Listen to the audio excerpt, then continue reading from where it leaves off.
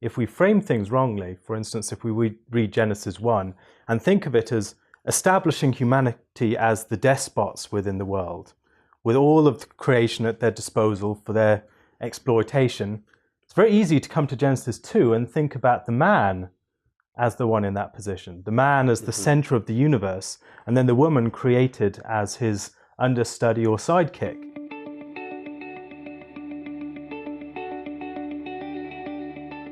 I'm Brad Belschner, here today with Dr. Alastair Roberts.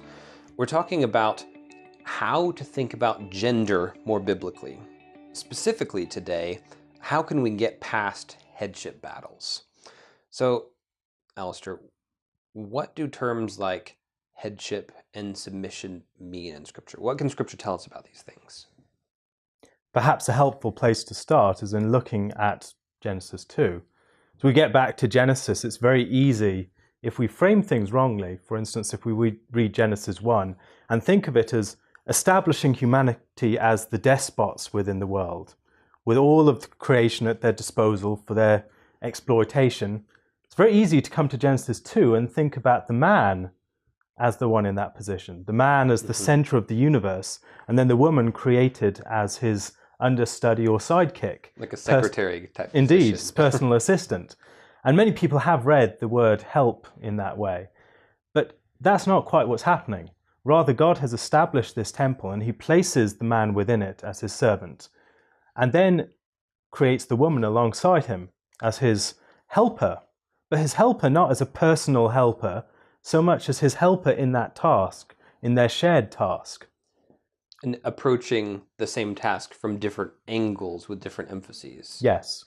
And it's a shared task in that neither of them can achieve the task by themselves. Now, how that helps us in the question of submission and headship, I think, is, for instance, on the issue of submission. Where is the authority of the man? The authority of the man is primarily directed out into the world, in the direction that God has placed him, not primarily directed over the woman, which is how many people tend to read it. And so the submission of the woman is a submission to the man in that outward directed authority primarily. Right, in a common focus like that. Yes.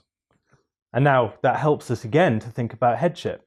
When we talk about headship in the case of Christ, for instance, where is his headship to be found? Is it primarily a matter of telling the church what to do, of having authority over the church? Or is it something different, that Christ is the head of the church, the preeminent one within the church, and as such, the one in whom the church finds its authority as it looks out into the world, the one who represents the church's authority, and the one who empowers us as his people? Right, and of course the way we're supposed to pattern our own marriages is after that, or these are analogues of one another. Yes, and in addition to that, we are told that the man is the head, which is a different statement from saying that the man should be the head. We've already spoken in other videos about the danger of performative identities taking the place of our substantive identities, the fact that we are men and we are women. Now, in saying that that the man is the head, it's a different sort of thing from saying that the man should be the head, because the man doesn't have to perform that so much. He just has to recognize that he occupies this position, and either he will exercise it well or he'll exercise it badly. Right, and you don't need to be necessarily looking for ways to lord it over. Absolutely.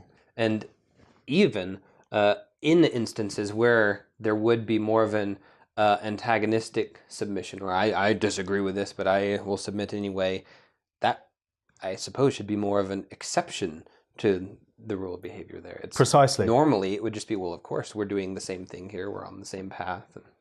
I think it helps in that particular case because so many theories of gendered relations among Christians have placed the weight of their understanding upon those situations where there are differences.